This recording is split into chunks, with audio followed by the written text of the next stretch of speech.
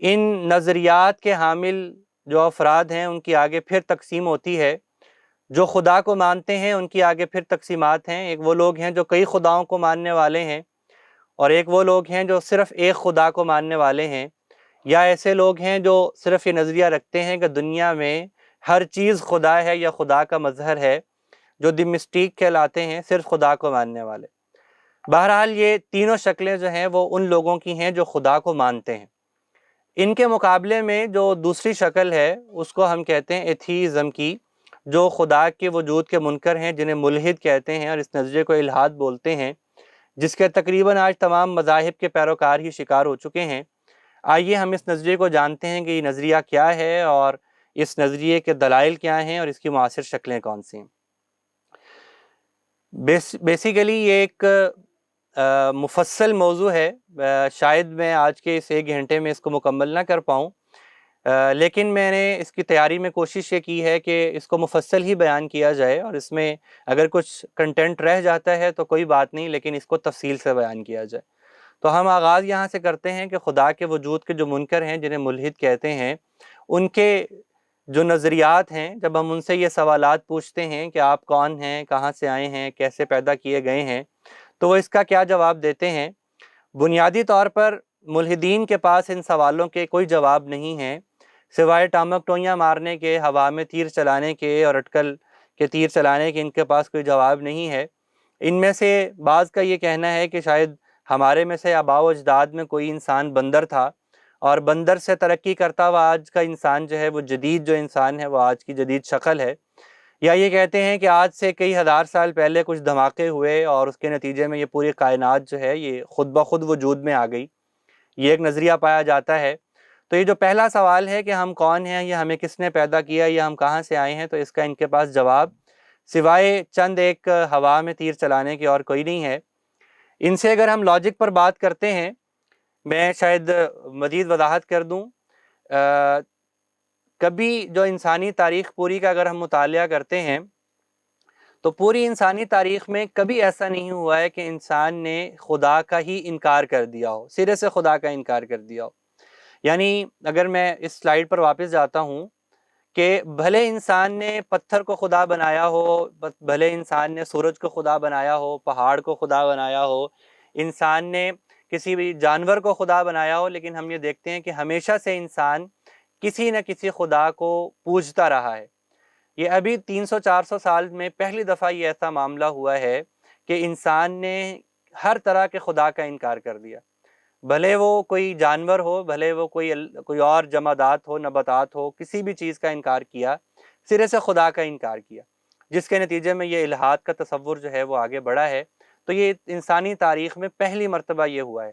تو میں اپنے سامعین کو بتاتا چلوں کہ الحاد سے مراد یہ ہے کہ انسان یہ تصور یا عقیدہ رکھتا ہے کہ دنیا میں نہ ہی کوئی خدا موجود ہے اور نہ ہی کوئی خدائی تعلیمات موجود ہیں، اور انسان کے اوپر کسی طرح کا کوئی خدا یا مذہب جو ہے وہ اجارہ داری قائم کرنے کا یا حکم دینے کا اختیار نہیں رکھتا ہے. یہ الحاد کہلاتا ہے. تو یہ ان الحاد کے جو ماننے والے ہیں ان سے ہم تھوڑی سی ڈیبیٹ کرتے ہیں. تو ان سے ہم یہ سوال پوچھتے ہیں کہ آپ یہ بتائیے کہ یہ جو بلب ہے اگر آپ کو نظر آ رہا ہے تو یہ کس نے بنایا؟ تو یہ آگے سے جواب دیتے ہیں کہ جناب یہ کوئی فلپس کمپنی نے بنایا ہے، اوساکا کمپنی نے بنایا ہے، یا کسی اور کمپنی نے بنایا ہے. بہینی ہی ان سے اگر ہم اس سورج کے بارے میں پوچھتے ہیں کہ جو گولا سا نظر آ رہا ہے جو چمکتا ہے، اس سورج کو کس نے جو ہے وہ تخلیق کیا ہے؟ تو آگے سے جواب یہ آتا ہے کہ نہیں، یہ سورج خود بخود جو ہے وہ تخلیق ہوا ہے اور خود بخود موجود ہے، اس کا کوئی خالق نہیں ہے. تو یہ بیسیکلی بڑی ان لاجیکل قسم کی ہمیں جو ہے نا وہ ایک ان کی دلیل لگتی ہے کہ یہ بلب تو بغیر کسی سانے کے نہیں بن سکا ہے، لیکن یہ سورج جو ہے یہ بغیر کسی سانے کے خود بخود وجود میں آ گیا. انہی سے ہم مزید ڈائیلاگ کرتے ہیں. تو یہ ایک ایسا ملحد نظر آ رہا ہے ہمیں کہ اگر یہ اس سے آپ کسی عمارت کے بارے میں پوچھیں کہ اس کو کس نے تعمیر کیا ہے تو کہے گا کسی آرکیٹیکٹ نے تعمیر کیا ہے، اور کسی ماہر تعمیر کا یہ بنایا ہوا شاہکار ہے. اس سے کوئی تصویر آپ دکھا کے پوچھتے ہیں کہ یہ کس نے بنائی ہے تو یہ آگے سے کہے گا کہ یہ کسی مصور کا کمال ہے. گاڑی کا انجن دیکھتا ہے تو کہتا ہے کسی انجینئر کا یہ منہ بولتا ثبوت ہے صلاحیتوں کا.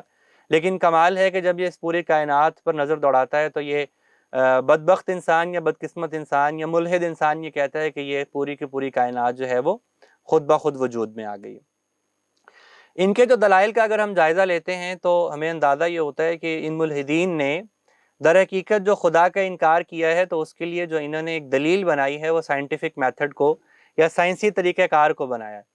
ان کے خیال میں جو چیز ان کو نظر نہیں آتی ہے، ان کو سنائی نہیں دیتی ہے، ان کے حواس خمسہ سے بالا تر ہے، اس چیز کا کوئی وجود نہیں ہے۔ تو بیسیکلی ملحدین نے خدا کا انکار کرنے کے لیے جو ایک ڈھکوسلا ایک تشکیل دیا ہے یا ایک جھوٹی بات گڑی ہے، اس کے لیے انہوں نے سائنس پر سارا ملبہ ڈالا ہے، اور یہ کہتے ہیں کہ جو چیز سائنسی طریقہ کار سے اپنا وجود تسلیم نہیں کروا سکتی ہے اس کا کوئی وجود نہیں ہے۔ تو اس کو بنیاد بنا کر انہوں نے بیسیکلی خدا کا انکار کر دیا۔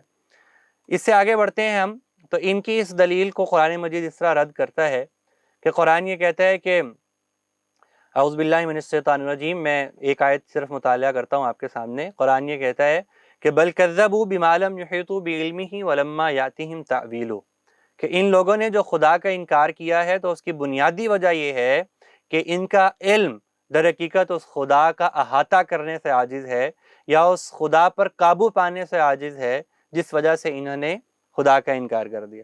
یہ چاہتے ہیں کہ اس آنکھ سے خدا کا مشاہدہ کر سکیں، یہ چاہتے ہیں کہ اس کان سے خدا کی آواز سن سکیں، یہ چاہتے ہیں کہ اس ہاتھ سے خدا کو چھو سکیں، محض اس بنیاد پر کہ اگر یہ کام کر نہیں پائے ہیں تو انہوں نے خدا کا انکار کر دیا۔ ان کے جواب میں قرآن مجید جو ہے وہ مختلف دلائل پیش کرتا ہے۔ میں تیزی سے آگے بڑھاتا ہوں تاکہ ہم جو اگلا موضوع ہے الحاد کے تعارف کے بعد کہ جو معاصر شکلیں ہیں الحاد کی وہ کون سی ہیں تاکہ جن سے بچا جا سکے، تو حضرات گرامی وہ ہم یہ دیکھتے ہیں کہ قرآن ان کا جواب یہ دیتا ہے۔ قرآن یہ کہتا ہے اعوذ باللہ من الشیطان الرجیم نحن خلقناکم فلولا تصدقون افرأیتم ما تمنون اانتم تخلقونہ ام نحن الخالقون۔ قرآن یہ کہتا ہے کہ ہم نے تم کو پہلی بار بھی تو پیدا کیا ہے، تو تم دوبارہ اٹھنے کو کیوں سچ نہیں سمجھتے؟ دیکھو کہ جس نطفے کو تم عورتوں کے رحم میں ڈالتے ہو، کیا تم اسے ڈالتے ہو یا اس سے انسان بناتے ہو، یا ہم اس سے انسان بناتے ہیں؟ یا قرآن یہ کہتا ہے کہ افرأیتم ما تحرثون، بھلا دیکھو کہ جو کچھ تم بوتے ہو زمین میں، انتم تزرعونہ ام نحن الزارعون، کیا تم اسے اگاتے ہو یا ہم اسے اگاتے ہیں؟ یا قرآن یہ کہتا ہے کہ لو نشاء لجعلناہ حطاما فظلتم تفکہون، اگر ہم چاہیں تو اسے چورا چورا کر دیں اور تم باتیں بناتے رہ جاؤ۔ یا قرآن اس کی یہ دلیل دیتا ہے کہ افرأیتم الماء الذی تشربون، کیا تم نے اس جو تم پانی پیتے ہو کیا تم نے اس کو بادل سے نازل کیا، یہ ہم نازل کرتے ہیں؟ اور لو نشاء جعلناہ اجاجا فلولا تشکرون، اگر ہم چاہیں تو اس پانی کو کھاری کر دیں پھر تم شکر کیوں ادا نہیں کرتے؟ یا قرآن مجید نے آگ کی مثال دی ہے کہ بھلا دیکھو جو آگ تم درخت سے نکالتے ہو، کیا تم نے اس کو درخت سے پیدا کیا ہے یا ہم اسے پیدا کرتے ہیں؟ بلا شبہ ہم نے اسے یاد دلانے اور مسافروں کے برتنے کے لیے پیدا کیا۔ تو جناب والا، یہ میں نے آپ کے سامنے الحاد کا ایک بنیادی تعارف اور اس کا ایک جواب جو قرآن نے دیا ہے اس کا آپ کے سامنے خلاصہ پیش کیا ہے۔ اب ہم آگے بڑھتے ہیں جو ہمارے آج کے عنوان کا دوسرا حصہ ہے، اور وہ یہ ہے کہ مذہب الحاد کے بنیادی ارکان کون سے ہیں، عقائد کون سے ہیں، ان کی بنیادی شکلیں کون سی ہیں۔ تو یہ 6 بنیادی طور پر جو شکلیں اس کی منتخب کی ہیں آپ کے سامنے رکھنے کے لیے، کہ جن کو جاننا، سمجھنا اور پھر ان سے احتراز برتنا، ان سے محفوظ رہنا بہت ضروری ہے۔ تو عزیز سامعین، وہ یہ 6 ہیں۔ پہلی شکل جو الحاد کی ہے یا پہلی جو معاصر ایک صورت الحاد کی ہے وہ ہے سیکولرزم، ایک جو جدید نظریہ ہے انسانوں پر حکومت کرنے کا یا انسانی نظام کو چلانے کا، وہ ہے سیکولرزم۔ تو بنیادی ایک نظریہ یا ایک شکل جو آج کے دور میں الحاد کی پائی جاتی ہے وہ سیکولرزم ہے، اور اس کی دوسری شکل جو پائی جاتی ہے اس کو ہم لبرلزم سے تعبیر کرتے ہیں۔ جس طرح ہم یہ کہتے ہیں کہ سیکولرزم جو ہے وہ انسانوں پر حکومت کرنے کا ایک طریقہ کار ہے، اسی طرح لبرلزم جو ہے وہ جہاں سیکولرزم اجتماعی نظام کو خدا اور خدائی تعلیمات سے آزاد کرتا ہے، ویسے ہی لبرلزم جو ہے وہ انسان کو اپنی انفرادی زندگی میں آزادی دلاتا ہے، تو یہ لبرلزم کہلاتا ہے۔ میں دوبارہ بیان کر دیتا ہوں، سیکولرزم جو ہے وہ اجتماعی نظام کو کسی بھی خدا کی تعلیمات سے آزاد کرنے کا نام ہے، اور لبرلزم انسان کے انفرادی معاملات کو آزادی کا نام دینا یا آزادی کے ساتھ گزارنے کا نام لبرلزم ہے۔ اس کی جو تیسری شکل ہمیں نظر آتی ہے وہ جمہوریت ہے، کہ انسانوں پر انسانوں کی حاکمیت جو ہے وہ جمہوریت کہلاتی ہے، اور یہ بھی جدید الحاد کی ایک شکل ہے۔ ان کی مزید تفصیل ہم آگے انشاءاللہ ابھی پڑھیں گے۔ چوتھی شکل جو ہمیں الحاد کی نظر آتی ہے وہ ہے مساوات، مساوات یا ایکویلٹی۔ اس کو ایک اور انداز میں بھی آپ دیکھیں کہ یہ وہ الفاظ ہیں کہ ان کے مختلف معنی ہیں، یعنی اگر ایک مسلمان اور ایک صاحب العقیدہ مسلمان جو ہے اگر وہ بیان کر رہا ہے شاید مساوات کا معنی تو وہ کچھ اور ہوگا، لیکن اگر وہی مساوات کا معنی ایک لبرل بیان کر رہا ہے، ایک جمہوری بیان کر رہا ہے، تو اس کا معنی کچھ اور ہوگا۔ اس اعتبار سے بھی ہمارے سامعین کو یہ نام جب بھی کہیں لیے جائیں، سیکولرزم کا، لبرلزم کا، جمہوریت کا یا مساوات کا، تو بہرحال ان کے کانوں میں ایک الارم بجنا چاہیے کہ شاید اس کے اندر کوئی دال میں کالا ہے۔ تو مساوات سے مراد کیا ہے اس کو ہم دیکھیں گے۔ بہرحال چوتھی قسم جو ہے شکل مساوات ہے۔ پانچویں جو ہے وہ قومیت پرستی ہے، نیشنلزم، وطن پرستی ہے، اور چھٹی جو ہے وہ انسانیت پرستی ہے۔ یہ 6 آج کے دور میں الحاد کی جدید شکلیں ہیں کہ جو انسانوں کے اندر یا خاص طور پہ مذاہب کو ماننے والے لوگوں میں تیزی سے پھیلائی جا رہی ہیں، اور ان کا نقصان یہ ہے کہ یہ ہمارے اندر، ہمارے عقیدے کے اندر جس طرح پینیٹریٹ کر جاتی ہیں، دخول کر جاتی ہیں، ہمیں اس کا اندازہ بھی نہیں ہو پاتا ہے کہ کب ہم ان نظریات کا شکار ہو گئے ہیں۔ میرا یہ خیال ہے کہ اگر جائزہ لیا جائے تو ہم میں سے شاید کوئی 10%، کوئی 20%، کوئی 30%، کوئی 40% جو ہے وہ الحاد کا شکار ہے، اور شاید کوئی 70 اور 80 اور 100% الحاد کا شکار ہے، مگر اسے علم نہیں ہے کہ وہ اس وقت الحاد کا شکار ہو گیا۔ اس لیے ہمیں ان نظریات کو جاننا بہت ضروری ہے۔ میں اس کی کچھ آگے مثالیں بھی آپ کے سامنے رکھتا چلوں۔ مثال کے طور پر میں آپ کے سامنے ایک سچویشن رکھتا ہوں، اور آپ اپنے دل سے اس کا جواب تلاش کیجئے۔ اگر آپ سے کوئی یہ پوچھتا ہے کہ کیا آپ کی رائے ہے اس بارے میں کہ اس دفعہ جو عید الاضحیٰ آئے اس پر عید الاضحیٰ پر قربانی کرنے کی بجائے کیا یہ اچھا ہو کہ ان پیسوں سے کہیں کسی جگہ پر کنواں کھدوا دیا جائے، یا کسی غریب کی شادی کروا دی جائے، یا کہیں کسی جگہ پر کوئی ہسپتال بنا دیا جائے، تو کیسا ہی اچھا ہو، اور اس دفعہ قربانی نہ کی جائے؟ تو یقیناً ہم میں سے بہت سے لوگ شاید یہ گمان کرنے لگیں کہ یار بات تو ٹھیک ہے کہ قربانی کرنے سے کیا حاصل ہوگا، شاید ایک دمبا یا بکرا ذبح کر کے گوشت کھا کے ختم ہو جائے گا، لیکن اچھا ہو کہ اگر ہم کسی غریب کے بچے کی شادی کروا دیں تو یہ ایک دیر پا ثواب کا کام رہے گا۔ اب ظاہر میں یہ ایک بڑا گلیمریٹک ہمیں ایک نظریہ لگ رہا ہے، لیکن حقیقت یہ ہے کہ جو بھی اس نظریے کو قبول کرے گا وہ انسانیت پرستی کا شکار ہو جائے گا، اور وہ ایک شرک کی یا الحاد کی ایک قسم ہے۔ یہ شاید ابھی بات بہت تفصیل طلب ہو، میں اس پہ ابھی مزید روشنی نہیں ڈال رہا، ہم تھوڑا سا آگے بڑھتے ہیں تو امید ہے کہ آپ کو یہ کانسیپٹ شاید واضح ہو جائے۔ جیسے کہ ہمارے ہاں حج کے زمانے میں بہت سارے لبرل جاگ جاتے ہیں، ہیومنسٹ جاگ جاتے ہیں، اور وہ یہ نظریہ پھیلاتے ہیں کہ کیا ضرورت ہے کہ حج کرنے کے لیے 10، 12، 20 لاکھ روپے لگایا جائے، کیا ہی اچھا ہو کہ اس 20 لاکھ روپے سے پاکستان کا اگر قرضہ اتار لیا جائے، یا کوئی اور ایسا بڑا کام کر لیا جائے تو کتنا ہی اچھا ہو۔ یہ بھی انسانیت پرستی کی ایک شکل ہے کہ جس کے نتیجے میں یا جس کی آڑ میں اسلام کے بنیادی عقائد کا تمسخر اڑایا جاتا ہے، یا اس کو قطع کیا جاتا ہے۔ میری باتیں تھوڑی مشکل لگ رہی ہوں گی شاید سامعین کو، لیکن میں بہرحال اس کی وضاحت آگے کروں گا انشاءاللہ، تو اس لیے میں اس کو ابھی یہاں پر چھوڑے جا رہا ہوں۔ حضرات گرامی، ان نظریات کو تھوڑا سا ہم آگے بڑھتے ہیں تو سب سے پہلا جو نظریہ ہے سیکولرزم کا، ہم اس کی تھوڑی سی تفصیل میں جاتے ہیں۔ تو سیکولرزم جو ہے اس کا جو معنی ہے یا جو اس کی ایک اصطلاح ہے، ڈیفینیشن ہے، وہ یہ ہے کہ the principle of separation of the state from religious institutions, that he believes that secularism means no discrimination against anybody in the name of religion۔ اس کا مطلب یہ ہے کہ سیکولرزم ایک ایسا نظریہ حکومت ہے کہ جس کے اندر مذہب کو، خدا کو یا خدائی تعلیمات کو تمام تر اجتماعی امور سے بے دخل کر دینے کا نام سیکولرزم ہے۔ یعنی اگر میں اس کو اردو میں کہنا چاہوں تو ہم یہ اس کی تشریح کر سکتے ہیں کہ سیکولرزم جو ہے وہ دین کو سیاست سے، معاشرت سے، معیشت سے اور معاملات سے بے دخل کر دینے کا نام ہے۔ تو سیکولرزم در حقیقت ایک ایسا نظریہ حیات ہے یا نظام حیات ہے یا ایک نظام اجتماعی ہے جو اس بات کی دلالی کرتا ہے کہ انسانوں کے اجتماعی معاملات کسی بھی خدا یا خدائی تعلیمات سے آزاد ہو کر گزارے جانے چاہیے۔ یا پلان کیے جانے چاہیے۔ تو سیکولرزم سے مراد یہ ہے۔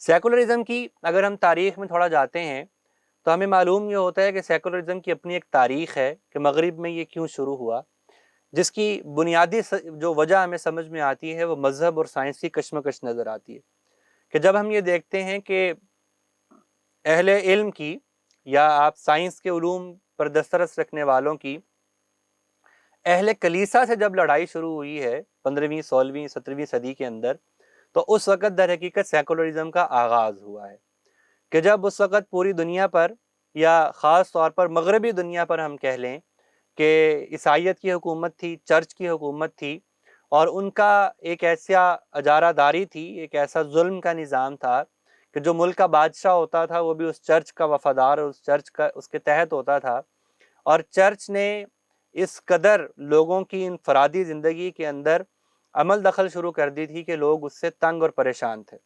علم میں ترقی کرنا ممنوع تھا، اپنی سوچ اور فکر کا اظہار کرنا منع تھا، اور جو کوئی یہ کام کرتا تھا اس کے خلاف پوری ایک کارروائی جو ہے وہ وجود میں آئی جاتی تھی۔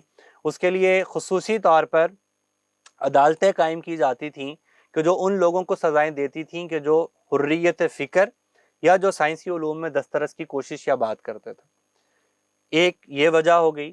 دوسری وجہ یہ تھی کہ اس وقت طبقاتی نظام اپنے عروج پر تھا۔ معاشرے میں ایک طبقہ ایسا تھا کہ جو مذہبی طبقہ یا جس کو کلرجیز کہتے تھے، وہ مذہبی اعتبار سے گاڈ فادر بنا ہوا تھا اور وہ لوگوں کے کنفیشنز کرتا تھا، یعنی اگر آپ نے گناہ کیا ہے، آپ نے کوئی غلطی کی ہے، تو آپ اپنے قریبی پادری کے سامنے حاضر ہوں گے، اس کے سامنے اپنے گناہوں کا اظہار کریں گے اور وہ آپ کو کوئی سزا تجویز کرے گا، آپ کے گناہوں کی معافی کرے گا۔ تو ایک یہ طبقہ تھا کہ جو آپ کی ہر طرح کی نجی زندگی میں داخل ہو چکا تھا۔ یہ ایک مذہبی طبقہ تھا اور بڑا جنونی طبقہ تھا اور بڑا ظالم طبقہ تھا اور بڑا ہوس پرست طبقہ تھا جس نے پورے معاشرے کو تقسیم کر رکھا تھا۔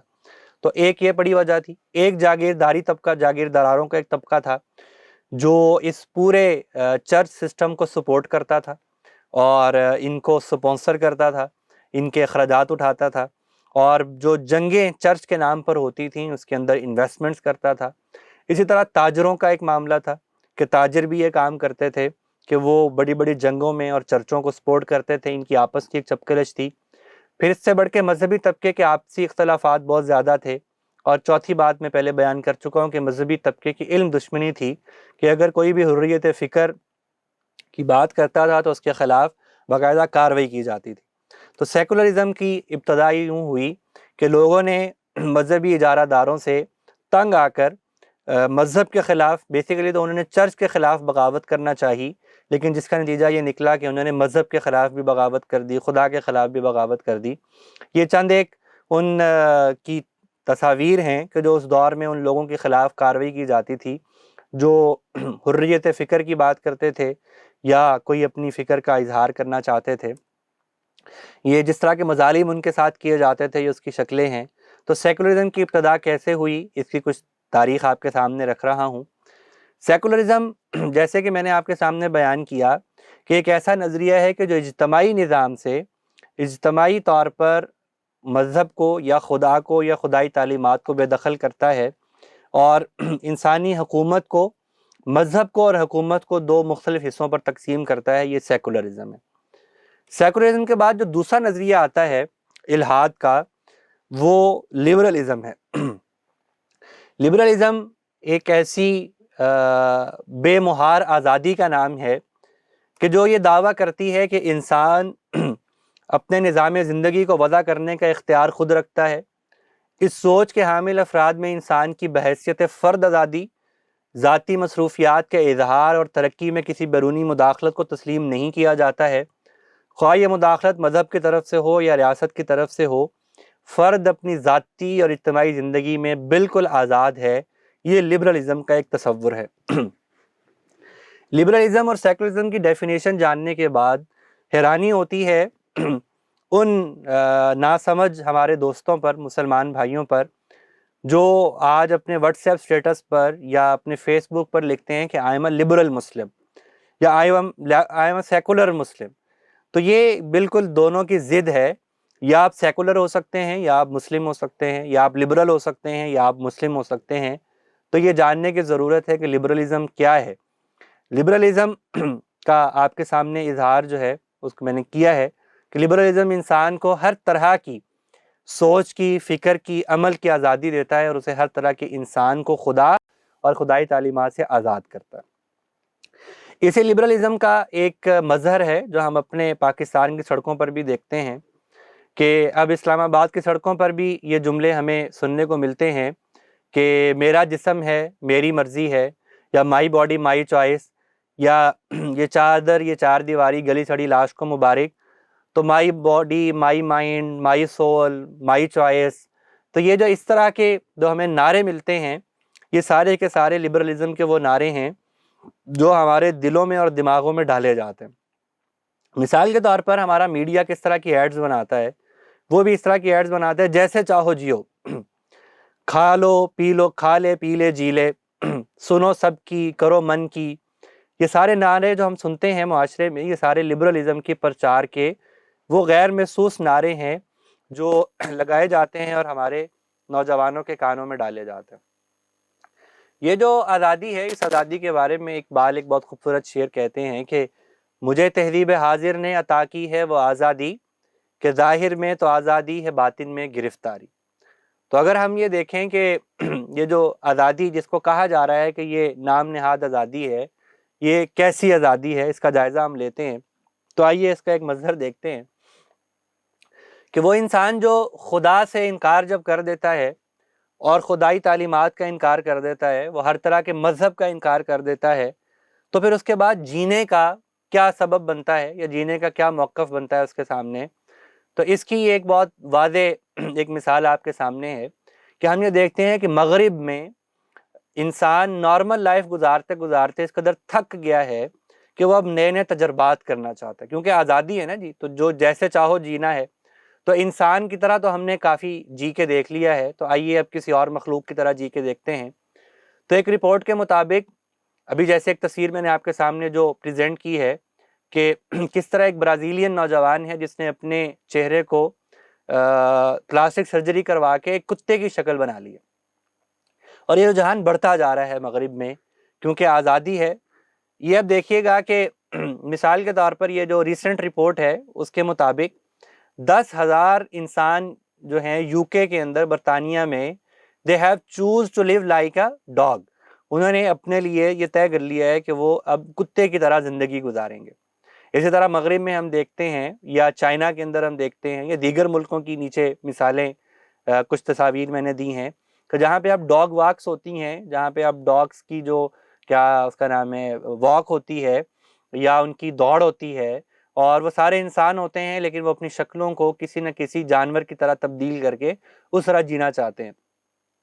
مثال کے طور پہ اس وقت دوسرا ایک کانسیپٹ جو بہت بڑھتا جا رہا ہے مغرب میں لڑکیوں کے بارے میں، وہ یہ ہے کہ they want to live like a cat. وہ کہتی ہیں کہ ہم نے ایک انسان کی طرح بڑی جی لیا ہے، اب ہم ایک بلی کی طرح جیتے ہیں۔ وہ بلی کی طرح انہوں نے اپنے چہرے کو سرجری کرواتی ہیں، اور وہ اسی طرح پلیٹ میں سے چاٹ کے دودھ پیتی ہیں یا کھانا کھاتی ہیں، یا ویسے کاسٹیومز پہنتی ہیں اور بلی کی طرح جینا چاہتی ہیں، اور ویسے ہی آوازیں نکالنا چاہتی ہیں۔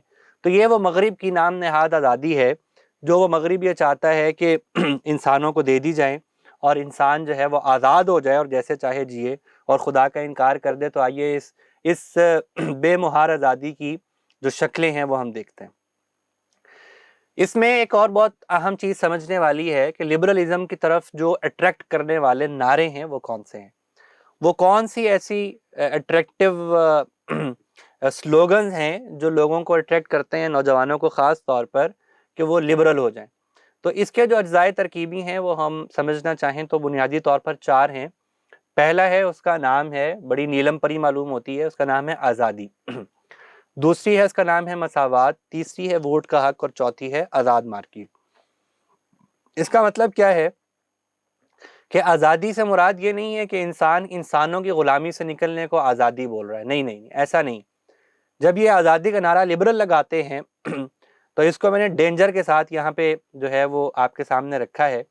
ڈینجر کا مطلب یہ ہے کہ جب کبھی یہ نعرے کہیں لگ رہے ہوں تو فوراً سے متنبع ہو جائیں، یقیناً یہ لبرلزم کی یا ملحدین کی کوئی چال ہے۔ تو آزادی سے مراد پہلی چیز ہے آزادی ہے اظہار رائے اور عمل۔ کہ یہ اس بات کا پرچار کرتے ہیں کہ انسان آزاد ہے اور اس کو اپنے رائے اور عمل کے اظہار میں مکمل طور پر آزاد ہونا چاہیے اور وہ کسی کی جو ہے وہ پابندی قبول نہ کرے، نمبر 1۔ نمبر 2، مادر پدر آزادی۔ ایک ایسا آزاد معاشرہ کہ جس میں دو طرح سے آزادی چاہیے، ایک یہ کہ اس دنیا میں تشریف لانے کے لیے نہ کسی مادر کی ضرورت ہے اور نہ کسی پدر کی ضرورت ہے۔ آپ اس دنیا میں تشریف لائیں تو نہ کوئی ماں ضروری ہے، نہ باپ ہونا ضروری ہے، بس دنیا میں تشریف لے آئیں آپ۔ تو دنیا میں آنے کے لیے مادر پدر کی ضرورت نہیں ہے، نمبر 1۔ اور نمبر 2، اس سے مراد یہ ہے کہ آپ کو مادر اور پدر جو ہیں وہ کسی طور پر پابند نہیں کر سکتے، اپنی مرضی آپ پر تھوپ نہیں سکتے ہیں۔ جیسے کہ ابھی یہ چند ماہ قبل پاکستان میں بھی یہ قانون پاس ہو رہا تھا کہ اگر والدین بچوں پر کوئی زبردستی کرنا چاہیں کسی بھی معاملے میں تو بچے والدین کی شکایت کر سکتے ہیں، جس پر پولیس جو ہے ان کو پکڑ کے لے جا سکتی ہے۔ تو دوسرے نمبر پر مادر پدر آزادی ہے، اور تیسرے نمبر پر مذہب سے آزادی ہے، کہ اس آزادی سے مراد ہے کہ ہر طرح کے مذہب سے آزادی۔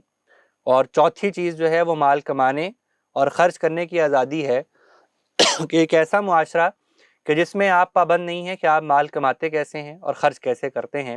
آپ جوا کھیل کے کماتے ہیں، آپ شراب بیچ کے کماتے ہیں، آپ حرام بیچ کے کماتے ہیں، آپ خود کو اپنے جسم کو بیچ کے کماتے ہیں، آپ جیسے بھی کماتے ہیں آپ مال کمانے میں آزاد ہیں اور خرچ کرنے میں بھی آزاد ہیں۔ آپ کو کوئی پابندی نہیں ہے کہ آپ نے کہاں پر اور کیا خرچ کرنا ہے۔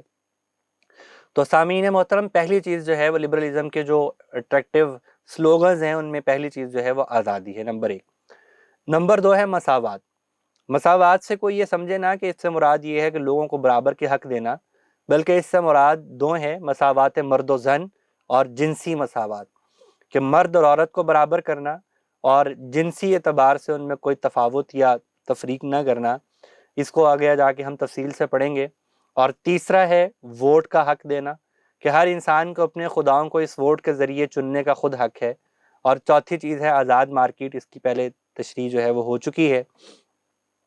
میں یہ کہوں اگر سادہ الفاظ میں کہ الحاد منزل ہے اور لبرلزم اور سیکولرزم ایک ایسا راستہ ہے جو در حقیقت حاکمیت الہیہ سے آزادی چاہتا ہے۔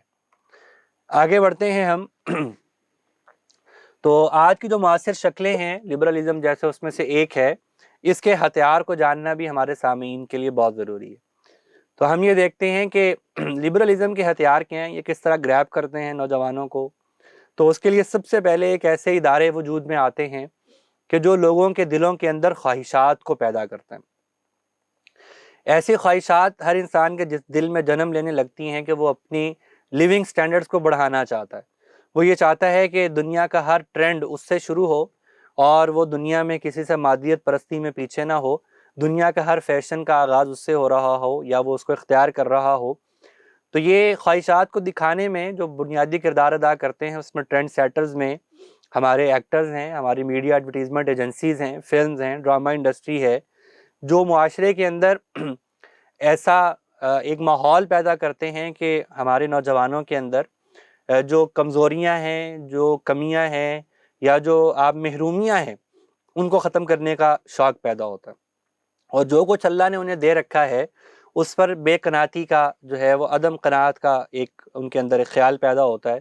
مثال کے طور پر آپ ایک ایسے ڈرامہ میں ایک شادی کا منظر دیکھ رہے ہیں، یا ایک کہیں پہ سیر و تفریح کا منظر دیکھ رہے ہیں، یا کہیں ٹورزم کا ایک منظر دیکھ رہے ہیں، اور آپ دیکھتے ہیں کہ یار اتنا اچھا ایک ڈریسنگ ہو رہی ہے، اتنی اچھی دلہن تیار ہوئی ہے، دولہا تیار ہے، اتنا اچھا شادی کا ایک پورا سیٹ اپ تیار ہے، اور میں تو وہیں پہ کہیں سادہ ہی ایک زندگی گزار رہا ہوں۔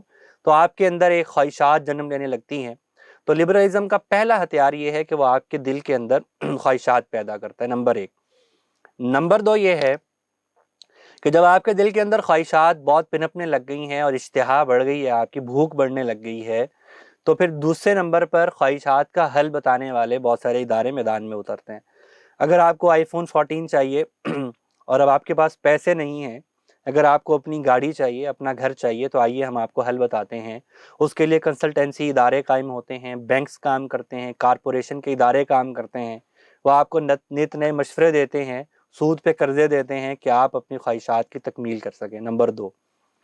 تیسرا جو ہتھیار ہے لبرلزم کا، اس سے بھی خبردار رہنے کی ضرورت ہے، اور وہ ہے کہ انٹرٹینمنٹ انڈسٹری ہے، سوشل ویلفیئر ورک ہے، NGOز ہے، اور کبھی کبھی ریلیجن بھی یہ کام کرتا ہے کہ جب انسان کے دل میں خواہشات بہت زیادہ پنپنے لگتی ہیں اور وہ ان سے پریشان ہونے لگتا ہے اور ان کی دوڑ کے اندر ایک کولو کی بیل کی طرح یا گدھے کی طرح محنت اور مشقت کر کے ان کو پورا کرنے کی کوشش کرتا ہے، تو پھر خیر سے شام کو کوئی ایسا لمحہ نہ آنے پائے کہ وہ کچھ دیر سوچ لے کہ اس کی زندگی کس طرح ایک شتر بے مہار خواہشوں کو پورا کرنے کے لیے چل رہی ہے۔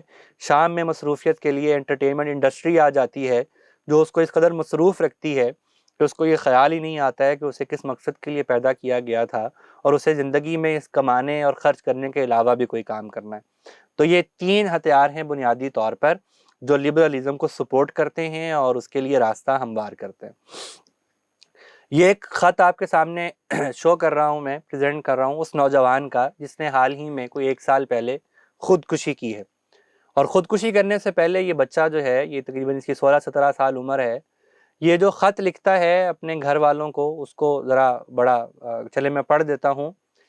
وہ یہ کہتا ہے کہ ہیلو سب کو میری طرف سے بہت بہت مبارک ہو، میں یہاں سے اب جا رہا ہوں اور وغیرہ، امی کی بہت یاد آئے گی، باجی نسیم کو میرا سلام کہنا اور وغیرہ وغیرہ۔ لیکن جس چیز سے اس نے خودکشی کی ہے وہ ذرا جانیے گا کہ وہ کیا ہے۔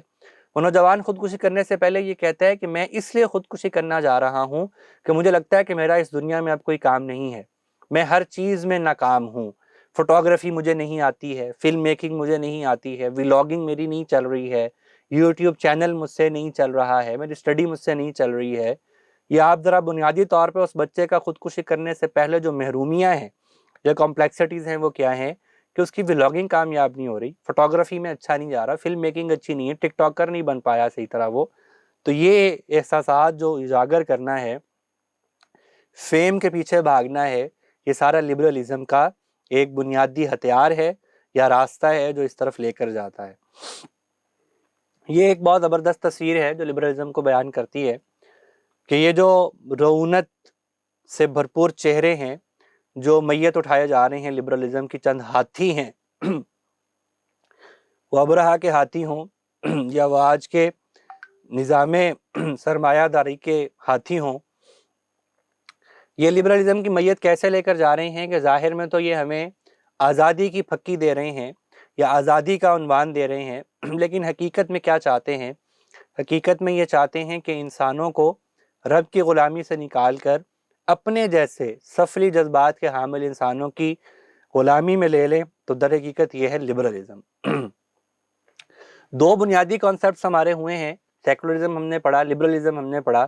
آئیے اب ہم تیسرے کانسیپٹ کی طرف بڑھتے ہیں جو ہمیں الحاد کی طرف لے کر جاتا ہے۔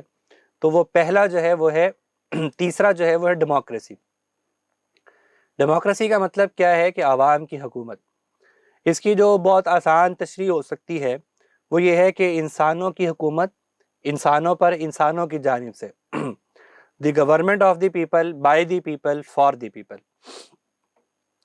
جمہوریت کو سمجھنے سے پہلے ہم اس کا جو لنک ہے وہ پچھلے 2 جو الحاد کی شکلیں ہیں ان کے ساتھ جوڑتے ہیں تو ہمیں یہ معلوم ہوتا ہے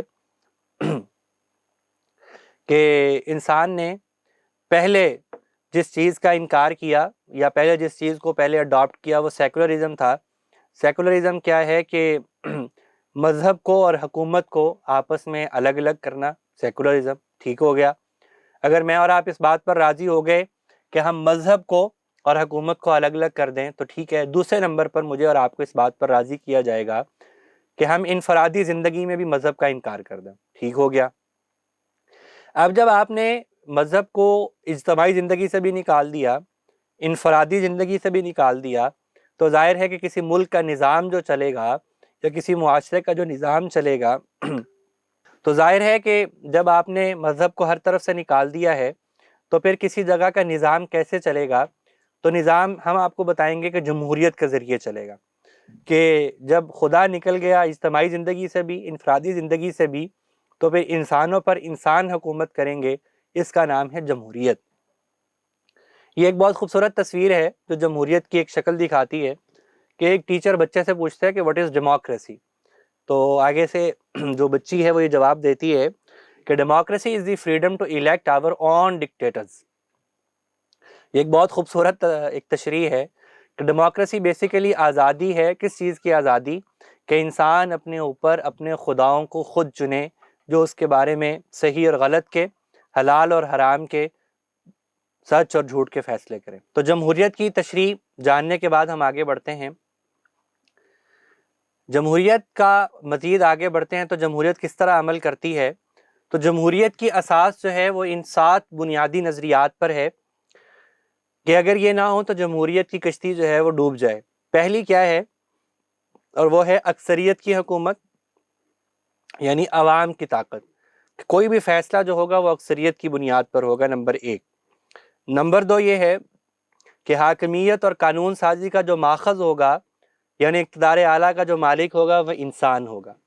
نمبر 3 کہ جس نے جمہوری اس تماشے میں حصہ لینا ہے اسے حکومت کی طلب بھی کرنی پڑے گی اور مطالبہ بھی کرنا پڑے گا، یعنی اس کے دل میں خواہش بھی ہو اور وہ اس کے لیے درخواست بھی دے.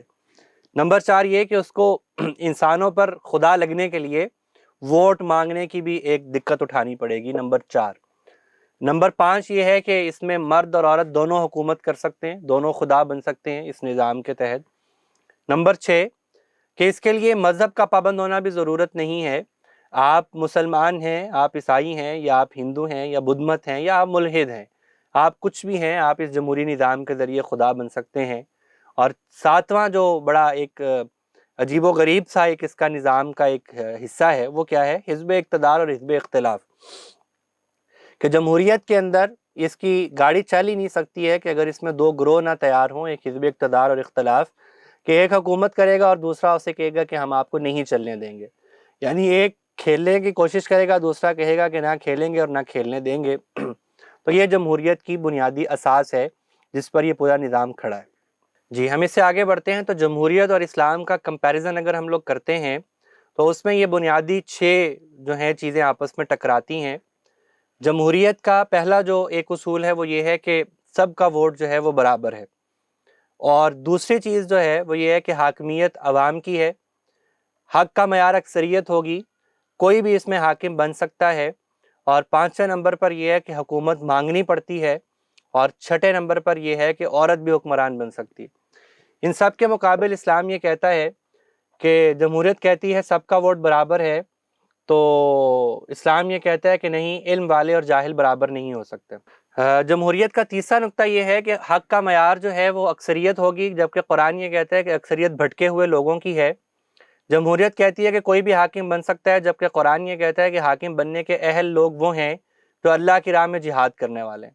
جمہوریت یہ کہتی ہے کہ حکومت مانگنے سے ملے گی. اسلام یہ کہتا ہے، آپ وسلم کی حدیث پاک ہے کہ جو حکومت طلب کریں وہ اس کے اہل نہیں ہے.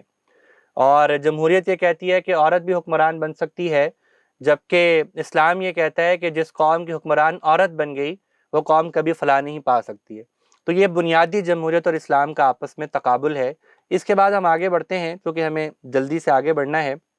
جی کچھ چند ایک ایسی عملی پریکٹیکل مثالیں آپ کے سامنے رکھنا چاہوں گا کہ جمہوریت یہ کہتی ہے کہ اقتدار اعلیٰ کی مالک جو ہے وہ عوام ہوگی، لیکن ہم یہ دیکھتے ہیں کہ بدقسمتی سے پچھلے 75 سالوں میں پاکستان کے اندر بیچاری اقتدار اعلیٰ کی مالک عوام کا تو حشر ہو رہا ہے. آپ ڈاکٹر ہوں، آپ وکیل ہوں، آپ کسی مذہبی جماعت سے تعلق رکھتے ہوں، یا آپ کوئی اور پیشہ اختیار کیے ہوئے ہوں، بہرحال آپ اگر اقتدار اعلیٰ کے مالک پاکستان میں آپ ہیں تو اپنا حشر آپ ان سڑکوں پر پٹتی ہوئی اس مار کے نتیجے میں دیکھ سکتے ہیں. تو جمہوریت کا یہ جو ڈھکوسلا ہے کہ اقتدار اعلیٰ کی مالک عوام ہوتی ہے، یہ ایک جھوٹ کے سوا کچھ نہیں. ایک اور چیز ہمیں یہ کہا جاتی ہے کہ جمہوریت جو ہے وہ اکثریت کی حکومت ہوتی ہے، لیکن اگر ہم اس کی تفصیل میں جاتے ہیں تو معلوم یہ ہوتا ہے کہ جمہوریت اکثریت کی نہیں، ایک اقلیت کی حکومت ہوتی ہے.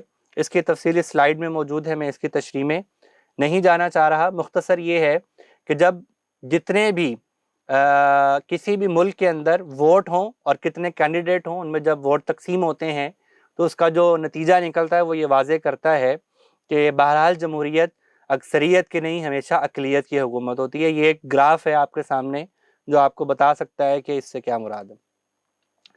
مثال کے طور پر ہم اس کی ایک اور پاکستان کے ایک نظام میں اس کے ایک ناسور کی اگر آپ کیفیت دیکھنا چاہیں تو ہم یہ دیکھتے ہیں کہ کس طرح پاکستان کے نظام میں بھی جمہوریت کس طرح اپنا رنگ بدلتی ہے اور چہرے وہی رہتے ہیں اور مختلف جماعتوں میں تبدیل ہوتے ہوئے انہی چند لوگوں کے ہاتھوں میں اقتدار رہتا ہے۔ تو جمہوریت کا کمال یہ ہے در حقیقت کہ وہ ووٹ کی طاقت کے ذریعے بھیڑوں کو بھیڑیا چننے کی آزادی دیتی ہے، اس کے سوا کچھ نہیں۔ اس کو قرآن مجید بہت اچھے انداز میں کنڈم کرتا ہے۔ قرآن یہ کہتا ہے کہ اعوذ باللہ من الشیطان الرجیم، ضرب اللہ مثلا رجلا فیہ شرکاء متشاکسون ورجلا سلما لرجل، کہ اللہ ایک مثال دیتا ہے، غلام شخص تو وہ ہے کہ جس کی ملکیت میں بہت سے بد اخلاق آقا شریک ہیں جو اسے اپنی اپنی طرف کھینچتے ہیں، اور دوسرا شخص پورے کا پورا ایک ہی آقا کا غلام ہے، تو کیا ان دونوں کا حال یکساں ہو سکتا ہے؟ الحمدللہ، مگر اکثر لوگ نادانی میں پڑے ہوئے ہیں۔ یعنی ایک وہ فرد کہ جس کے خداؤں کی تعداد ان گنت ہے وہ اسے حکم دیتے ہیں، اور ایک وہ شخص جس کا ایک خدا ہے وہ اسے حکم دیتا ہے، تو دونوں میں سے کون سے بہتر ہوں گے؟ اس کو اگر جاننا ہے تو بہرحال ہمیں یہ اسلام کی تعلیمات کو ہی سمجھنا پڑے گا۔ اس کے جواب میں قرآن یہ کہتا ہے کہ ارباب متفرقون خیر ام اللہ الواحد القہار، کیا ایک خدا اچھا ہے یا کئی جدا جدا خدا اچھے ہیں؟ یقیناً ایک ہی خدا اچھا ہے جو اعلیٰ اور برتر ہے، اور یہ پارلیمنٹ میں بیٹھے ہوئے 360 بت جو اپنی خدائی کا دعویٰ کیے ہوئے ہیں، بہرحال یہ ان خداؤں کے مقابلہ ان کا اس اللہ رب العالمین کا مقابلہ ہونا ممکن ہی نہیں۔ آئیے ہم چوتھے کانسیپٹ کی طرف بڑھتے ہیں جو آج کے اس دور میں بہت تیزی سے بڑھ رہا ہے، اور وہ ہے مساوات مرد و زن اور جنسی آزادی اور برابری، کہ اس کو آج ہوا دی جاتی ہے کہ مرد اور عورت جو ہیں وہ آپس میں برابر ہیں، تو ان کو ہر طرح سے مساوی حقوق دیے جانے چاہیے، مساوی اپرچونٹیز دی جانی چاہیے۔ جینڈر ایکویلٹی کا جو نعرہ ہے، جس شد و مد کے ساتھ ہمارے تعلیمی اداروں میں، ہمارے میڈیا پر دکھایا جا رہا ہے، میں سمجھتا ہوں کہ اس کی طرف توجہ کرنے کی ضرورت ہے اور اس کا صحیح چہرہ لوگوں کے سامنے لانے کی ضرورت ہے۔ آئیے پہلے ہم اس کانسیپٹ کی تشریح سمجھتے ہیں یا ڈیفینیشن جانتے ہیں کہ کیا ہے جینڈر ایکویلٹی۔ کیا ہے کہ gender equality is when people of all genders have equal rights, responsibilities and opportunities. اس کا مطلب یہ ہے کہ ایکویلٹی سے مراد یہ ہے کہ جینڈر ایکویلٹی یہ ہے کہ تب تمام جینڈرز برابر حقوق رکھتے ہوں، برابر ذمہ داریاں رکھتے ہوں، اور برابر ہی ان کو آگے بڑھنے کے مواقع دیے جائیں، تو یہ ایکویلٹی کہلاتا ہے۔ لیکن در حقیقت ہمیں سمجھنا یہ ہے کہ اس کی آڑ میں، ایکویلٹی کی آڑ کے اندر جو قوانین پاس کیے جاتے ہیں، جو اصل میں اس کی تطبیق کی جاتی ہے، وہ یہ ہے کہ جو حقوق مرد کو ہیں، مثال کے طور پر مرد کو اگر 4 شادیوں کی اجازت ہے تو عورت کو بھی 4 شادیوں کی اجازت ہونی چاہیے۔ اگر مرد کو طلاق کی اجازت ہے کہ طلاق کا حق ہے تو عورت کو بھی طلاق کا حق ہونا چاہیے۔ جو کام مرد کو کسی طرح بھی ملا ہے وہی کام عورت کو بھی ملنا چاہیے۔ تو یہ وہ جینڈر ایکویلٹی ہے کہ جس کا ایک بھیانک خواب، بلکہ خوبصورت خواب دکھایا جاتا ہے ہمارے ہاں میڈیا پر، لیکن حقیقت میں یہ بہت کرخت اور بہت سخت ایک عملی طور پہ ایک چیز ہے جس کی تشریح میں ابھی نہیں جانا چاہ رہا۔ لیکن بہرحال ہمیں یہ سمجھنا ہے کہ جینڈر ایکویلٹی جو ہے وہ بھی ایک آج کا ناسور ہے کہ جو ہماری معصوم بہنوں اور بیٹیوں کے دلوں میں ڈالا جا رہا ہے۔ اس کی ایک چھوٹی سی مثال آپ کو دیتا چلوں کہ جیسے کہ اللہ رب العالمین نے عورت کو صنف نازک قرار دیا ہے، لیکن ہمارا میڈیا جو ہے وہ اسے صنف آہن قرار دے کر عورت کو اس بات پر آمادہ کرتا ہے کہ وہ بھی اپنے رگ اور پٹھے بڑھائے اور وہ بھی ورزشیں کر کے میدان جنگ میں اتر آئے۔ تو یہ بتانا چاہتے ہیں کہ مرد اور عورت برابر ہیں، اور وہ کام مرد کرے گا وہ عورت بھی کر سکتی ہے۔ اسلام کا نظریہ مساوات کیا ہے؟ اسلام یہ کہتا ہے کہ حقوق کی برابری یہ نہیں ہے کہ سب کو برابر ملے، بلکہ اسلام حقوق کی برابری یہ کہتا ہے کہ جس کے لیے جیسے بہتر ہے اسے ویسے ہی ملے۔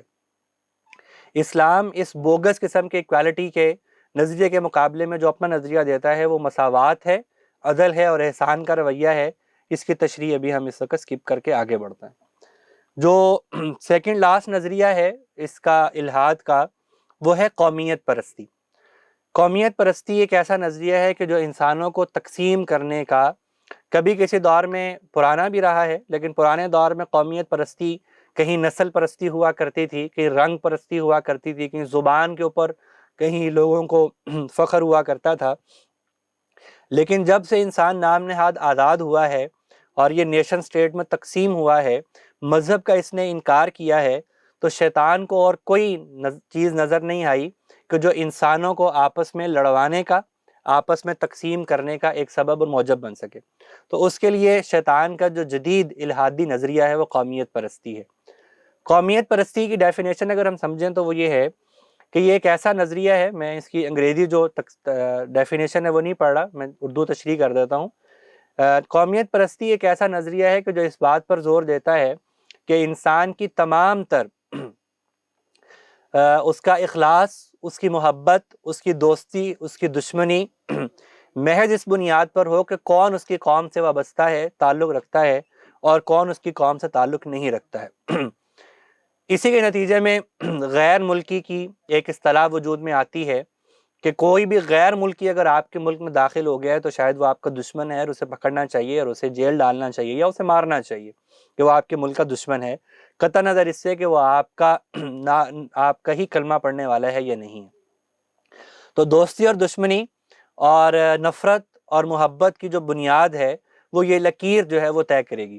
یہ ایک بڑا ہی اللاجیکل اور irrational بلیف معلوم ہوتا ہے کہ محض اس بنیاد پر انسان کی دوستی اور دشمنی پہ ہو کہ میں اس مٹی پر پیدا ہوا ہوں اور تم اس مٹی سے دوسری جگہ پر پیدا ہوئے ہو، تو اس لیے میری مٹی تمہاری مٹی سے زیادہ افضل ہے کہ یہاں پر میں پیدا ہوا۔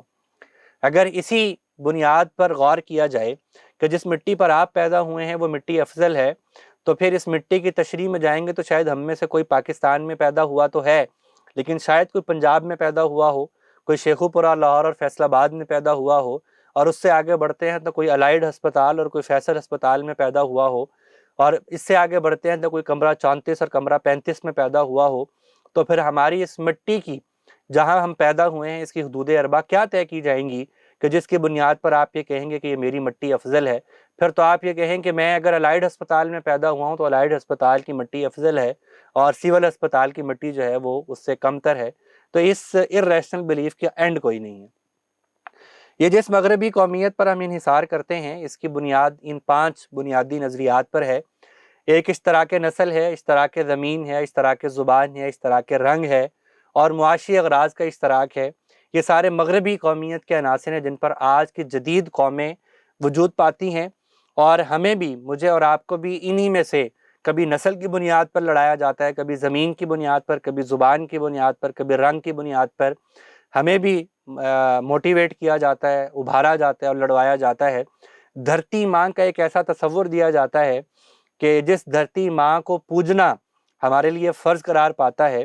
جس طرح اسلام میں عبادات میں نماز ہے، ویسے ہی اس مغربی قومیت کے نظریے کے اندر قومی ترانوں کو تشکیل دیا جاتا ہے کہ جس میں آپ ہاتھ باندھ کر کھڑے ہو جائیں گے اور ہاتھ تک نہیں ہلائیں گے۔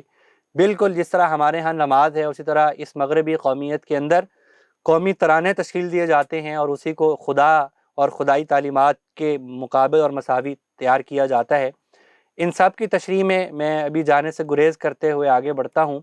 جس قومیت پرستی کو اور جس ملک کو ہم لوگ چومتے ہیں، چاٹتے ہیں، جن سرحدی حدود کو اگر ہم ان کی تشریح میں جائیں تو معلوم ہوتا ہے کہ یہ چند شرابی اور چند بدماشوں کا آپس میں اکٹھ کرنے کے بعد تقسیم کیا ہوا نقشہ ہے کہ جس کو میں اور آپ پوجتے ہیں، اور میں اور آپ دھرتی ماں کے تصور کو لے کر ہم باقی تمام تر نظریات کو چھوڑ دیتے ہیں۔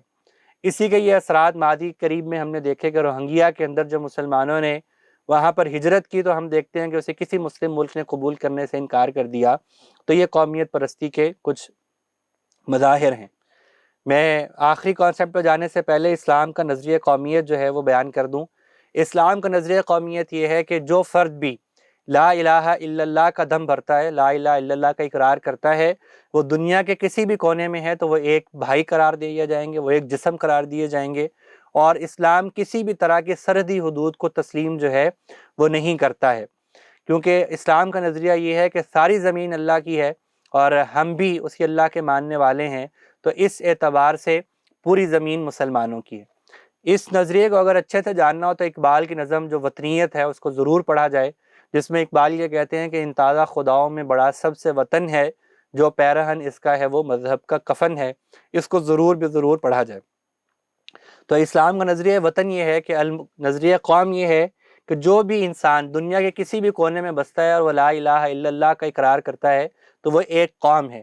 اور اسلام کا نظریہ وطن یہ ہے کہ پوری دنیا میں جو بھی کوئی خطہ پایا جاتا ہے وہ چونکہ اللہ کی ملکیت میں ہے تو اس اعتبار سے وہ ہماری ملکیت میں ہے اور ہمارے لیے وہ ہماری سرزمین کہلائے گا، جس کو اقبال نے کہا کہ چین و عرب ہمارا، ہندوستان ہمارا، مسلم ہم وطن ہے، سارا جہاں ہمارا۔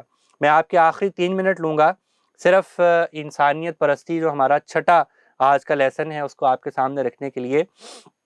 سیکولرزم، لبرلزم، جمہوریت، مساوات اور قومیت پرستی کے بعد جو آخری نظریہ یا آخری شکل جو پائی جاتی ہے آج کے دور میں الحاد کی، وہ انسانیت پرستی ہے، جس کا کلمہ یہ ہے کہ لا الہ الا الانسان، کہ دنیا میں کوئی سب سے برتر نہیں ہے سوائے انسان کے، اور انسان ہی وہ واحد اس دنیا کے اندر آپ کہہ لیں کہ مخلوق ہے جو اس دنیا پر اپنی مرضی سے اور آزادی سے جینے کا مکمل حق رکھتی ہے۔ تو ہیومنزم انسان کو خدا کے مقام پر فائز کرنے کا نام ہے۔ ہیومنزم جو ہے وہ یہ نعرہ لگواتا ہے کہ انسانیت ہی سب سے بڑا مذہب ہے۔ ہیومنزم کے مطابق ہر انسان اپنے اندر ایک خدا ہے، اور سب سے بڑی اور لطف کی بات یہ ہے کہ انسانوں نے جو انسانیت کے لیے قوانین بنائے ہیں، جس کو یہ حقوق انسانی کا چارٹر بولتے ہیں، یہ حقوق بھی صرف اس کو ملیں گے جو ان کے خیال میں ہیومن ہے۔ اور ہیومن ان کے مطابق کون ہے؟ کہ وہ انسان جو یہ نظریہ رکھتا ہے کہ انسانی عقل ہی وہ واحد سورس ہے یا ذریعہ ہے کہ جو ڈیوائن نالج کے مقابل پر ہے، اور کوئی دنیا میں نہ خدا پایا جاتا ہے اور نہ خدائی تعلیمات پائی جاتی ہیں۔ جو انسان یہ نظریہ رکھتا ہے وہ ہیومن کہلاتا ہے، اور تمام مغربی دنیا کے نزدیک زندہ رہنے کا حق صرف اس کو ہے جو ان کے مطابق ہیومن ہے۔ جو ان کے خیال میں اپنے آپ کو اس مغربی فلسفہ ہیومنزم کے تحت نہیں لے کر آتا ہے، یا اپنے آپ کو الہادی فکر کے تحت نہیں لے کر آتا ہے، وہ ہیومن نہیں ہے، اور ہی شوڈ بی کلڈ، اس کو مار دیا جانا چاہیے۔ اور یہ میرا جملہ نہیں ہے، بلکہ بہت سارے مغربی مفکرین کے یہ جملے ہیں کہ وہ کہتے ہیں کہ جو شخص ہیومن نہیں ہے اس کا قتل کر دیا جانا جو ہے وہ لازم ہے۔ اور اسی فکر کو بنیاد بنا کر جہاں پر ریڈ انڈینز کو قتل کیا گیا، وہیں پر عراق، افغانستان اور پوری مسلم دنیا کے لوگوں کو قتل کیا جاتا ہے، کہ یہ سمجھتے ہیں کہ یہ لوگ انسان نہیں ہیں، ہیومن نہیں ہیں، بلکہ شاید یہ کوئی اور مخلوق ہیں۔ تو یہ آج کے دور میں جو غلامی ہے وہ اس سب سے بدترین غلامی ہے جو دنیا میں کبھی بھی پائی گئی ہے، اور آج کا انسان اس قدر مجبور ہے کہ اس طرح کبھی اس سے پہلے مجبور نہیں ہوا ہے۔ لیکن پریشانی اس بات کی ہے کہ شیطان نے آج کی اس غلامی کو غلامی نہیں بلکہ آزادی بتایا ہے، اور اس پورے نظام کو جس میں در حقیقت انسان قید ہو رہا ہے، اس کو اس نے آزادی، رواداری، پرائیویسی یا ان طرح کے نام دے کر اس کو بالکل تلبیس کر کے رکھ دی ہے، اور اس کے نئے نام رکھ دیے ہیں، اور میڈیا اور ہماری یہ ساری حکومتیں اس کے اندر برابر کی شریک ہیں۔ اور یہ ہماری آخری آج کی اس کی سلائیڈ ہے، وہ یہ ہے کہ انسان نے جو سارا کچھ کیا، الحاد کو تشکیل دیا، تو اس کی بنیادی وجہ یہ تھی کہ آج کا یہ جدید انسان ہر طرح کے خدا کا انکار کر کے یہ چاہتا ہے کہ وہ اپنے ہوائے نفس کو خدا بنا لے، اور کوئی خدا اور کوئی مذہب اس کے اپنے جو سفلی خواہشات ہیں ان پر کسی طرح کا حکم چلانے کا اختیار نہ رکھتا ہو، اور وہ جیسے چاہیں ویسے جینے کا حق رکھیں۔ اسی کا ایک آپ عکس دیکھتے ہیں کہ پاکستان میں بھی کبھی ٹرانسجینڈر ایکٹ پاس کیا جاتا ہے، کبھی حقوق نسواں کے نام پر زنا کی آزادی دی جاتی ہے، اور اسی طرح کے دیگر قوانین پاس کر کے ہوائے نفس کی تسکین کی جاتی ہے، اور اس میں ہمارا جو انٹلیکچول طبقہ ہے وہ بھی سارا اسی کا شکار ہے۔ تو ضرورت اس امر کی ہے کہ جو اہل دین طبقہ ہے وہ آج کے اس جدید نظام میں پائے جانے والی ان معاصر الحادی شکلوں کو پہچانے، اس کو سمجھیں، اور اس کا تدارک کرنے کے لیے میدان عمل میں کود جائیں۔ اور ہمارے اہل علم کا بھی یہ فرض بنتا ہے کہ وہ ہمارے نوجوانوں کو یہ ان زہریلے نظریات کے بارے میں آگاہ کریں۔ جزاکم اللہ خیر۔ میں نے بہت کوشش کی ہے کہ میں اختصار سے اپنی بات مکمل کر پاؤں۔ جزاکم اللہ خیر۔ کوئی سوال ہو آپ سامعین کا تو آپ پوچھ سکتے ہیں، وگرنہ میں مائک جو ہے وہ ہمارے ہوسٹ جو ہیں محترم عامر صاحب ان کی طرف کرتا ہوں۔ جزاکم اللہ خیر۔ جی بہت شکریہ۔ اسلام اللہ خان صاحب سوال کرنا چاہ رہے ہیں، مائک آن کر کے اپنا سوال کیجیے۔ السلام علیکم سر۔ جی وعلیکم السلام۔ سر ماشاءاللہ بہت اچھا آپ کا لیکچر تھا، اور ایک ریکویسٹ بھی ہے میری کہ یہ سلائڈس اگر آپ شیئر کر دیں تو بہت انشاءاللہ ہمارے لیے فائدہ مند ہوگی. جی بالکل، میں یہ سلائیڈز جو ہیں یہ ہمارے جو ہوسٹ ہیں ان کو ضرور پہنچا دیتا ہوں. احسان صاحب یا عامر صاحب، ان سے آپ لے سکتے ہیں. اچھا سر، سوال میرا تعلق حیدرآباد سندھ سے ہے، تو میں سر یہاں پر آپ نے جو لیکچر دیا اس حوالے سے دیکھتا ہوں یہاں پہ کہ الحمدللہ سارے معاملات ٹھیک ہے، لیکن کچھ لوگ ایسے ہیں. یہاں پہ سندھ یونیورسٹی جو ہے یہاں پر باقاعدہ ایک ایسا لٹریچر پڑھایا جاتا ہے جو کہ کامریڈس تیار کرتا ہے، اور وہ جو کامریڈس ہوتے ہیں وہ بڑے خطرناک قسم کے ان کے ویوز ہوتے ہیں، اینٹی اسلام لوگ ہوتے ہیں وہ لوگ، اور اس کے علاوہ اینٹی پاکستانی بھی ہوتے ہیں. راجہ داہر ان کا فیوریٹ ہوتا ہے. مونجو دڑو کے جو مجسمے ہیں ان سے وہ اپنی سویلائزیشن کو جوڑتے ہیں اور کہتے ہیں کہ ہم سب سے پہلے جو مونجو دڑو کے باسی ہیں، اس کے بعد ہم اپنے یعنی کہ لینگویج جو سندھی ہے اس حساب سے ہم اس کو فالو کرتے ہیں، اور اس کے بعد آگے چل کے جو ہے وہ ہم 1400 قبل جو ہے وہ ہم پاکستانی بنے ہیں، مطلب مسلمان بنے ہیں، اور 70 سال سے ہم پاکستانی ہیں. تو وہ ان کی جڑیں وہاں سے وہ اپنی جڑیں ملاتے ہیں، اور ان کے عمل کے اندر بھی چیز نظر آتی ہے کہ لینگویج کی بیس پہ بہت زیادہ وہ تعصب کرتے ہیں. تو اس طرح کے وہ لٹریچر بھی ان کا یہ ہے، اور وہ مستقل بڑھتا چلا جا رہا ہے، اور الحاد کی طرف بھی وہ بہت تیزی کے ساتھ وہ طبقہ جا رہا ہے. تو ایسے طبقے کے اندر جو ہے وہ کس طریقے سے ہم ان کا جو ہے وہ کس طرح کاؤنٹر ان کا مطلب کر سکتے ہیں، کیا کر سکتے ہیں، اس حوالے سے آپ بتائیں. جی بہت شکریہ. بالکل ایسا ہی ہے، آپ نے صحیح بیان کیا ہے. میں یہ سمجھتا ہوں کہ یہ جو آپ نے مسئلہ بیان کیا ہے یہ آج کا مسئلہ نہیں ہے، بلکہ یہ جب سوشلزم کا پاکستان اور ہمارے علاقوں میں بہت زیادہ رجحان ہوا، اور یہ نظریات نئے نئے سرخ انقلاب کی طرف جب ہم کہتے ہیں کہ اس کا آغاز ہوا، تو وہیں سے ان کے تانے بانے ملتے ہیں اور یہ نظریات آگے بڑھتے ہیں. اور میں سمجھتا ہوں کہ اس وقت بھی بعض تحریکات اسلامی نے اس کے اوپر بہت کام کیا، اور ان کے مقابل ایک نیریٹو جنریٹ کیا اور ان کو اس کے جواب دیے گئے. تو اسی کو میں سمجھتا ہوں کہ اس کا ایک ہی حل ہے، اور وہ یہ ہے کہ اس کے مقابل جو ہمارا نیریٹو ہے، جو ہمارا نظریہ ہے، اس کی دعوت کو زیادہ سے زیادہ عام کرنے کی ضرورت ہے. جیسے کہ ابھی 1 سال پہلے اسلام آباد کی جامعات میں ایک سروے کروایا گیا جس میں تقریباً 2000 طلبہ و طالبات نے یہ لکھا ہے اپنے مذہب کے خانے میں کہ وہ کسی مذہب سے تعلق نہیں رکھتے ہیں.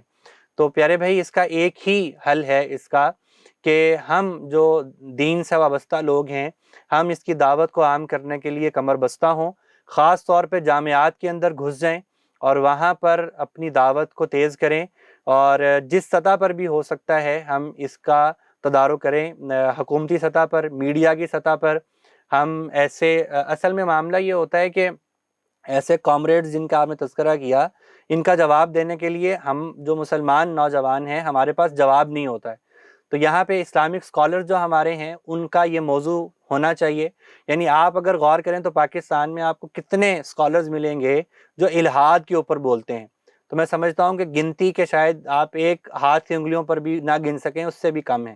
تو میں سمجھتا ہوں کہ ان سارے نیریٹیوز کے مقابلے میں جو اسلامک اسکالرز ہیں ان کو سوشل میڈیا پر اور خاص طور پہ میں سمجھتا ہوں کہ خاموش دعوت جہاں دی جا سکتی ہے وہاں ہمارا لٹریچر پھیلایا جائے، وہاں پہ اس طرح کے سینٹرز قائم کیے جائیں کہ جن کے اندر ان الحادی فکر کے مقابل جو مسلم نوجوان ہیں ان کو تیار کیا جائے، اور وہ تیار ہو کے اس پوری فکر کے اس جلغار کے مقابلے پہ کھڑے ہوں. تو یہ ایک بڑے پیمانے پر کام کیا جائے گا. اس میں اسلامی تحریکوں کو بھی کام کرنا پڑے گا، اسلامی اداروں کو بھی کام کرنا پڑے گا. اس کی دعوت ہے جس قدر ہم پھیلا سکیں، یہی اس کا حل ہے. جزاک اللہ. ایک سوال ہے عبد البصیر صاحب کا آیا ہے چیٹ باکس میں اس کا بھی جواب دے دوں. انہوں نے یہ کہا ہے کہ سیکولر لوگ یہ کہتے ہیں کہ سیکولرزم یہ ہے کہ ریاست سب کی اور دین اپنا اپنا، اور اسی سے پھر وہ یہ بات نکالتے ہیں کہ اسلام سیکولر ہے کیونکہ برابری کا حق دیتا ہے. تو پیارے بھائی، یہ بالکل جھوٹ بات ہے. جو لوگ یہ کہتے ہیں کہ سیکولرزم یہ ہے کہ ریاست سب کی اور دین اپنا اپنا، یہ غلط ہے. اس لیے کہ جو لوگ بھی ریاست پر قابض ہوں گے، وہ جو بھی ہوں گے، میں نے اس کو بیان کرنے کی اپنے لیکچر میں کوشش کی ہے کہ بیسیکلی خدا کا انکار جب آپ نے کر دیا سیکولرزم میں، لبرلزم میں، تو آپ نے اپنے آپ کو خدا بنانے کی بیسیکلی کمپین لانچ کی ہے. تو اس اعتبار سے یہ جتنے لوگ یہ کہتے ہیں کہ مذہب اپنا اپنا، تو یہ جھوٹ ہے. اس کی ایک مثال دیتا ہوں آپ کو. اگر آپ کو یاد ہو تو 2011 اور 12 کے اندر مروہ شربینی کی مثال آپ کو دیتا ہوں میں، کہ فرانس کے اندر ہماری جس بہن نے پردہ کیا، حجاب کیا، اور اسے ایک وہاں کے مقامی عیسائی نے اسے دہشت گرد کہا، اور اس مروہ شربینی جو ہماری ایک بہن تھی، انہوں نے عدالت میں شکایت کی کہ انہوں نے مجھے ٹارچر کیا ہے، اور عدالت کے اندر، بھری عدالت کے اندر جب وہ خاتون موجود تھی، ان کے گھر والے موجود تھے، اسی بدماش نے جس نے ان کو پہلے یہ ٹیررسٹ کہا تھا، اس نے بھری عدالت میں چاقوؤں سے وار کر کے ہماری اس بہن کو شہید کیا۔ اور جب ان کے شوہر ان کو بچانے کے لیے آگے بڑھے تو فرانس کی جو پولیس تھی اسی نے ان کے شوہر کو گولیاں مار کے عدالت کے اندر شہید کر دیا۔ کیا یہ سیکولرزم ہے؟ کیا ابھی ریسنٹلی جو ہندوستان کے اندر مسکان والا واقعہ پیش ہوا ہے، کیا وہ سیکولرزم ہے کہ اسے پردہ نہیں کرنے دیا جا رہا، اسے چند بدماش تنگ کر رہے ہیں؟ تو میں اس لیے کہوں گا کہ جو لوگ سیکولرزم کہتے ہیں کہ سیکولرزم یہ ہے کہ سب کا اپنا اپنا، تو یہ سب کا اپنا اپنا نہیں ہوتا، بلکہ جو سیکولر ہیں، جو اسٹیٹ پر قابض ہیں، وہ اس سیکولرزم کے نتیجے میں اپنی جو ہے اجارہ داری چاہتے ہیں، باطل نظریات کی اجارہ داری چاہتے ہیں۔ اگر سیکولرزم ہے تو اس کا مطلب یہ ہے کہ آپ کو بھی آزادی ہے اپنے مطابق جینے کی، اور مجھے بھی آزادی ہے۔ تو ٹھیک ہے، اگر آپ کو یہ آزادی ہے کہ آپ کپڑے اتار کے گھومیں، تو میری بھی یہ آزادی ہے کہ میری بہن یا بیٹی حجاب میں گھومیں، لیکن نہیں، ہم اس آزادی کو تسلیم کریں گے جو کپڑے اتار کے گھومنے والی ہے، ہم اس آزادی کو تسلیم نہیں کریں گے کہ جو حجاب لینے والی آزادی ہے۔ تو اس کا مطلب یہ ہے کہ یہ ایک جھوٹی بات ہے کہ ظاہر میں آپ یہ کہہ رہے ہیں کہ سب اپنے اپنے مطابق جئیں، ایسا نہیں ہوگا۔ صرف اس کو جینے کی آزادی ہوگی سیکولرزم میں جو خدا کا انکار کرنے والا ملحد ہوگا، اور اس سیکولرزم کے اندر ہر وہ فرد جیلوں کے سلاخوں کے پیچھے ہوگا کہ جو توحید پرست ہوگا۔ تو اس لیے اگر یہ کوئی نظریہ کہتا ہے تو یہ غلط ہے کہ سیکولرزم واقعتاً آزادی دیتا ہے یا اسلام سیکولرزم کی اجازت دیتا ہے، تو ہرگز ایسا نہیں ہے۔ اسلام جو ہے وہ ڈنکے کی چوٹ پر اپنی اجارہ داری چاہتا ہے، اپنی حکومت چاہتا ہے۔ اگر ایسا ہو جاتا تو نبی مہربان صلی اللہ علیہ وسلم جب اہل مکہ ان کے پاس نیگوشیٹ کرنے آئے تھے، ابو طالب کو بھی ساتھ لے کر آئے تھے، تو رسول اللہ صلی اللہ علیہ وسلم کمپرومائز کر لیتے اور ان کے ساتھ کوئی معاہدہ یا سمجھوتا کر لیتے کہ 6 مہینے مکہ والوں کے خدا کی پرستش کر لی جاتی، 6 مہینے خدا اللہ کی کر لی جاتی، یا اسی مکہ کے اندر سارے ہی لوگ مل جل کے رہنا شروع کر دیتے۔ تو ایسا ہرگز نہیں تھا۔ صرف ایک چیز اسلام چاہتا ہے، اور وہ لا الہ الا اللہ کے سپریمیسی چاہتا ہے۔ اس لیے اسلام کسی طور بھی سیکولر نہیں ہے۔ ہاں یہ ضرور ہے کہ اسلام اس بات کا تحفظ دیتا ہے کہ اسلامی ریاست کے اندر جتنے بھی مذاہب کے لوگ رہتے ہوں، ان کے خاص دائرہ کار کے اندر اپنے مذہب پر عمل کرنے کی اجازت ہوگی، نہ اس کی تبلیغ کرنے کی اجازت دی جائے گی، نہ اس کا اظہار کرنے کی اجازت دی جائے گی۔ اس لیے بہرحال یہ ایک اگر کنفیوژن ہے اس کو دور کیا جائے۔ اسلام اور سیکولرزم دو مختلف دین ہے، پورے کے پورے مذہب بھی نہیں، دین ہے، اور ایک دوسرے کی ضد ہیں۔ اسلام ہوگا تو سیکولرزم بھاگ جائے گا، اور سیکولرزم آئے گا تو اسلام کی جگہ نہیں رہے گی۔ جزاک اللہ۔ اور کوئی سوال ہو؟ میرے خیال سے تو یہیں پہ ہم روکتے ہیں۔ سوالات تو ہیں لیکن مغرب کا وقت بھی قریب ہے۔ جی بالکل۔ بہت شکریہ جزاک اللہ عبداللہ صاحب، انہوں نے ہاتھ کے حوالے سے شکلیں بھی بیان کی، اس کے ساتھ ساتھ جو اس کی معاصر صورتیں ہیں اور مثالیں ہیں اس کے ساتھ تمام چیزوں کو واضح کیا۔ بہت شکریہ جزاک اللہ، اللہ تعالیٰ آپ کے علم عمل میں برکت عطا فرمائے۔ آمین، جزاک اللہ۔ اگلا سیشن ہمارا انشاءاللہ 8 سے 9 بجے تک ہوگا۔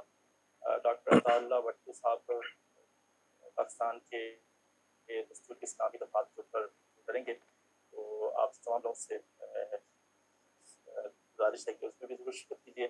انشاءاللہ آپ کا انتظار رہے گا۔ السلام علیکم۔ وعلیکم السلام۔